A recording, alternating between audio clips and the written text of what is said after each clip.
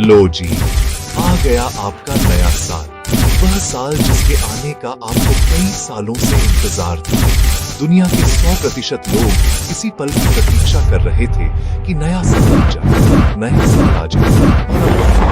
हर किसी का नया साल बार में नाचने वालों का, जन्मदिन मनाने वालों का, श्मशान घाट पहुंचने वालों का, वेंटिलेटर और आईसीयू में लड़ रहे लोगों का, कैंसर से जूझ रहे लोगों का।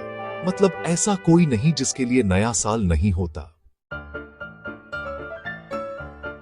लेकिन एक बार ठहर कर सोचना चाहिए कि हम जैसी पुरानी, कम तार्किक सोच वाली दुनिया के लिए नए साल का असल में औचित्य क्या है? क्या ब्रह्मांड या यूनिवर्स के हिसाब से नए साल का कोई अर्थ है? क्या प्रकृति, गुरुत्वाकर्षण, पृथ्वी के घूर्णन या समुद्र की लहरों के लिए नए साल का कोई मायना है?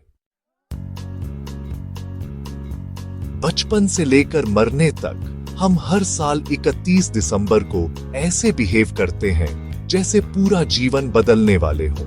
लोग रेजोल्यूशंस लिखते हैं, कसम खाते हैं, कंपनी पर ध्यान देने की बात करते हैं, शरीर बदलने का दावा करते हैं, समाज, धर्म, ब्रह्मांड, यूनिवर्स सबको बदलने की कसम खाते हैं।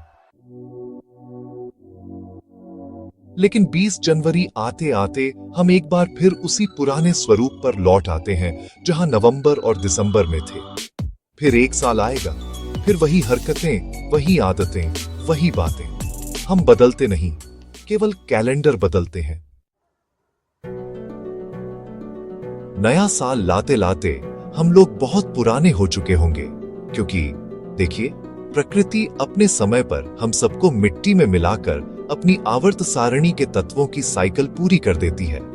प्रकृति अपनी साइकिल को पूरा या बैलेंस करने के लिए कभी सुनामी, कभी भूकंप, कभी महामारी, कभी परमाणु युद्ध जैसे हथियारों का इस्तेमाल करती है। लेकिन हर परिस्थिति में प्रकृति अपना चक्र पूरा करके ही रहती है। ब्रह्मांड करोड़ों वर्षों से अस्तित्व में है। कितनी सभ्यताएं आईं, चली गईं, कितने समाज बने और खत्म हो गए। आगे आने वाले कितने अरब वर्षों तक यूनिवर्स रहेगा, कोई नहीं जानता। हमें एक पूंजीवादी अंधकार युग में धकेल दिया गया है, जहां पूरा अस्तित्व पैसे और पावर पर सिमट गया है। दुनिया की 80% आबादी के पास शुद्ध भोजन तक नहीं है और 100% दुनिया सीधे या परोक्ष रूप से राजनीति, भूगोल, पूंजीवाद, साम्राज्यवाद के दम पर एक दूसरे पर साइलेंट वॉर करने में लगी हुई है।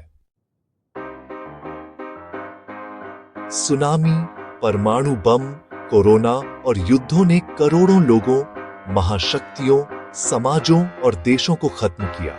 फिर भी दुनिया सबसे आधुनिक हथियारों का प्रदर्शन कर रही है, एक ही उद्देश्य के साथ, मानव जीवन को सबसे बड़ी संख्या में मिटाया जाए।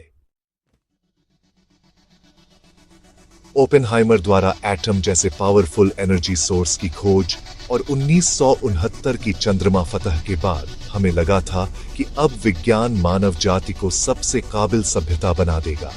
लेकिन आज इतनी एडवांस साइंस के बाद भी सब कुछ इनफैलिबल नहीं है।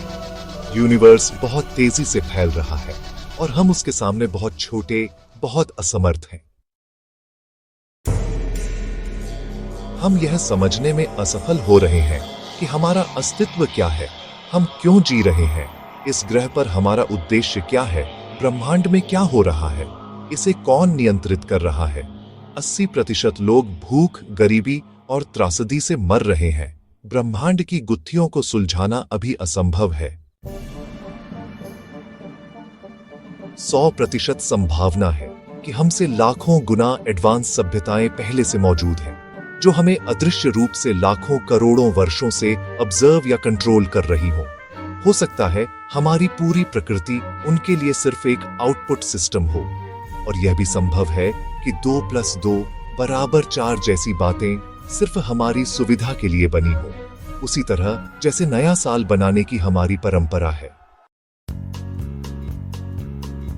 मानव सभ्यता के अंत से पहले एक गहरा ठहराव चाहिए, जहां मानव जाति आइंस्टीन, न्यूटन, स्टीफन हॉकिंग और एलन मस्क जैसे महाबुद्धिमानों की सहायता से यूनिवर्स के असली सीक्रेट्स को समझ सके, ताकि हम यह जान सकें कि मानव जीवन का असली आधार क्या है और इस विशाल यूनिवर्स में हमारी जगह कहां है।